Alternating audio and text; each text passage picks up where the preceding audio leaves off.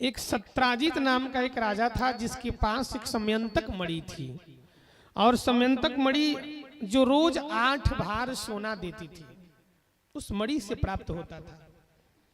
तो एक बार द्वारिका वासियों ने कहा कि ये मणि हमारे द्वारिकाधीश पे अच्छी लगेगी, उसको दे दो। पर सत्राजित नहीं दिया। एक दिन उसका भाई उस मणि को लेकर खेलने प्रसेन गया, जंगल में गया तो वहां एक सिंह ने उसका शिकार बना लिया और वो वहीं पे मर गया। इधर सायंकाल में सत्राजित अपनी पत्नी से कहा कि देखो मुझे लग रहा है कि उस मणि का चोरी द्वारिकाधीश ने कर लिया है, लेकिन ये बात किसी से कहना मत। पर करने करने जपं जना, वो एक बात दूसरे से कही, तीसरे से कही, धीरे धीरे पूरे नगर में असुर हो गया कि उस लग रहा है कि मणि का चोरी भगवान ने ही किया है। अब भगवान को जब पता चला तो भगवान गए जाकर के किसी ज्योतिषी से कहे कि आखिर हमारे ऊपर एक कलंक क्यों लगा।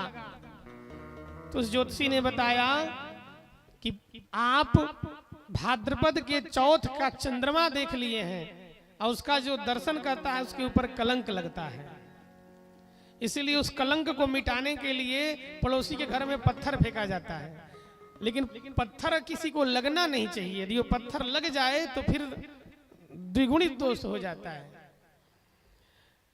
अब भगवान अपने उस कलंक को मिटाने के लिए उस मणि को खोजने जंगल में गए। जब जंगल में गए तो देखा कि एक जगह उसका भाई मरा पड़ा है, सिंह के निशान थे, समझ गए। कुछ दूर और आगे चलते गए जाकर के एक गुफा मिला, उसी में प्रवेश कर गए। उस गुफा में प्रवेश कर गए, गुफा के अंदर गए, जामवंत जी मिल गए। उन्होंने कहा खबरदार कैसे हमारे गुफा में प्रवेश कर गए। दोनों में युद्ध हुआ, 28 दिन तक युद्ध चलता रहा। अंत में भगवान उनको पटक कर उनके ऊपर जब चढ़ गए तब जाकर हाथ जोड़कर बोले जामवंत जी कि हम समझ गए प्रभु आप ही हमारे राम हो जो आज कृष्ण के रूप में आए हो।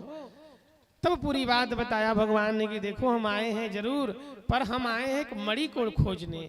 तब तक देखा कि जामवती जो जामवंत की पुत्री थी उस मणि को खेल रही थी उसी गुफा में। भगवान कहे देखो ये मणि हमें चाहिए।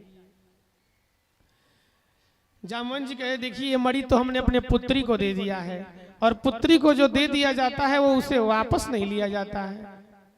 इसलिए कन्यादान के बाद आज भी लोग पुत्री के यहाँ जल भी नहीं पीते हैं। इसलिए मैं ये नहीं दे सकता। हाँ एक उपाय है, यदि आप इस मणि को लेना चाहते हैं तो आप हमारी बिटिया से विवाह करिए, फिर विवाह के बाद बिटिया के साथ ही मणि भी आपको मिल जाएगी। अब भगवान क्या करें, तो आज इस जंगल में ही मंगल हो गया और भगवान का दूसरा विवाह हुआ जाम्बवती के साथ। अब उस मणि को जब वापस लेकर आए सत्राजित, जब उस मणि को पाया तो बहुत लज्जित हुआ कि हम कितना बड़ा आरोप लगा रहे थे। अब उस मणि को भगवान को ही देने लगा। भगवान कहे नहीं ये मणि नहीं चाहिए। तो उसने अपनी पुत्री सत्यभामा से भगवान का विवाह कर दिया। कहा कि आप विवाह करिए और इस मणि को दहेज में ले जाइए। भगवान कहे कि नहीं अब इस मणि को नहीं ले जाएंगे, और नहीं तो यही नगरवासी अब कहेंगे कि देखो दहेज के लोभ में विवाह कर लिया तीसरा। सत्राजित कहे कि नहीं। अंत में भगवान कहे देखो विवाह कर लेंगे पर इस मणि को अपने पास रखना, इसका जो भार सोना निकलता है वो हमें पहुंचा दिया कर। तो इस प्रकार भगवान का तीसरा विवाह हुआ सत्यभामा जी के साथ। एक दिन भगवान अपने पांडवों से मिलने के लिए इंद्रप्रस्थ दिल्ली आए। वहां आए तो देखा यमुना तट पर अर्जुन के साथ घूम रहे थे। देखा कि एक युवती है बैठकर तपस्या कर रही हैं, रो रही हैं। भगवान अर्जुन से कहे जाकर देखो ये देवी कौन है। जाकर के जब पूछा अर्जुन ने, तब उस कन्या ने अपना परिचय दिया। अहम देवस्य सवितुर दुहिता पतिमिच्छति विष्णुं वरेण्यं वरदं तपः परमय स्थिता। महाराज मैं सविता की दुहिता हूँ, मेरा नाम कालिंदी है और मैं भगवान को विवाह अपना वर बनाने के लिए, विवाह करने के लिए तपस्या कर रही हूँ। अर्जुन आकर कहे प्रभु आपकी कुंडली में लग रहा है बहु विवाह योग है, बृहस्पति चंद्रमा दोनों बहुत मजबूत हैं, सप्तम भाव बहुत प्रबल है, जिधर देखो उधर विवाह के प्रस्ताव आ रहे हैं, ये देवी भी आप ही के विवाह के लिए तपस्या कर रहे हैं। तो इस प्रकार भगवान का एक विवाह हो गया कालिंदी के साथ। एक बार दो भाई राजनीतिक लाभ लेने के लिए अपनी बहन का विवाह दुर्योधन के साथ करना चाहते थे, जिनका नाम मित्रवृंदा था।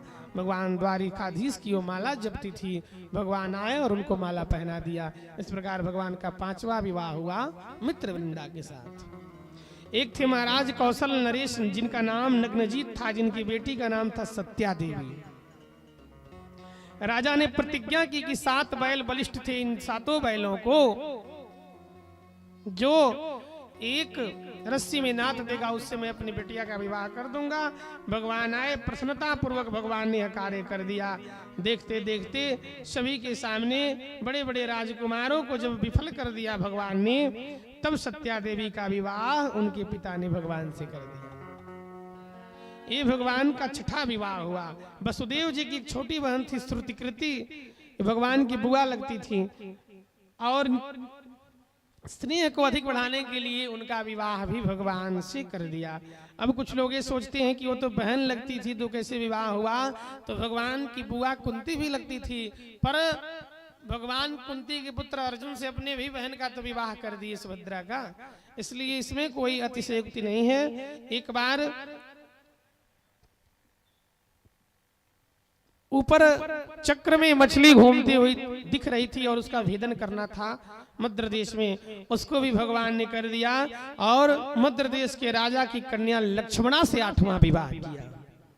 ये मूल विवाह भगवान के 8 हुए। उसके बाद एक बार प्राग ज्योतिषपुर नाम का राजा भौमासुर था, जो उस जगह का, जिसका नाम नरकासुर भी था, वो प्रण किया कि मैं 20,000 राजाओं को हराऊंगा और उनकी जितनी बेटियां हैं लाकर बंदी बना लूंगा। 16,100 तक संख्या जब पहुंच गई तब भगवान को पता चला, तब भगवान सभायुर गरुणा द्रुढ़ प्राग्ञ ज्योतिषपुरम ये तुरंत गरुड़ पे आसीन होकर के वहां गए। और जब वहां प्रवेश किए प्राग ज्योतिषपुर में, तो उस द्वार पे 5 मुख वाला नाग बैठा था। मुर नाम का दैत्य था जो नाग बनकर बैठा था। उस मुर नाम के दैत्य के 5 मुख को काटकर भगवान प्रवेश किए और मुर दैत्य का वध किए भगवान, इसीलिए भगवान का नाम मुरारी पड़ गया। और भगवान प्रवेश किए, नरकासुर का उद्धार कर दिए, भूदेवी प्रसन्न हो गई और 16,100 उस राजकुमारियों को जब भगवान छुड़ाए तो सब हाथ जोड़कर कहीं कि प्रभु अब हम कहीं नहीं जाएंगे। तो एक ही मुहूर्त में 16,100 उन कन्याओं का वर्ण कर लिया। इस प्रकार कुल भगवान के विवाह हुए 16,108। अब इन सारी रानियों से भगवान के 10-10 पुत्र और हुए, संतान हुए। और एक दिन भगवान अपने सभी परिवार के साथ मंगल में रहते हैं, आनंद में रहते हैं। एक दिन सोचा कि गृहस्थ जीवन में पति पत्नी में झगड़ा होना भी स्वाभाविक है।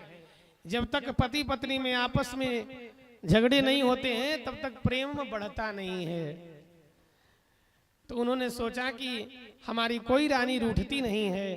तो एक दिन आए और सोचा कि रुक्मिणी जी को के साथ कुछ व्यंग करते हैं। आए, रुक्मिणी जी से कहा एक बात बताओ रानी, तुमने हमसे विवाह क्यों किया? अब तो रुक्मिणी जी सोच में पड़ गई कि आज पहली बार भगवान ये क्यों कह रहे हैं कि हमसे विवाह क्यों की। अभी सोच रहे थी तब तक भगवान बोल पड़े कि अच्छा ये बताओ शिशुपाल में क्या कमी थी? वो तो राजा था, हमारा तो कुछ पता ही नहीं है, न मेरे माँ बाप का पता है, न मैं कहाँ रहता हूँ पता है, मैं चरवाहा हूँ, पढ़ा लिखा भी नहीं हूँ, फिर हमसे क्यों विवाह किया?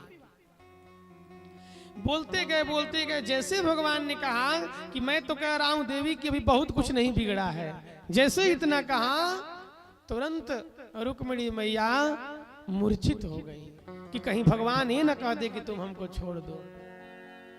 तुरंत भगवान अपने चतुर्भुज रूप को 4 हाथ को बढ़ाए, एक हाथ से वरों के लिए रुक्मिणी मैया को दूसरे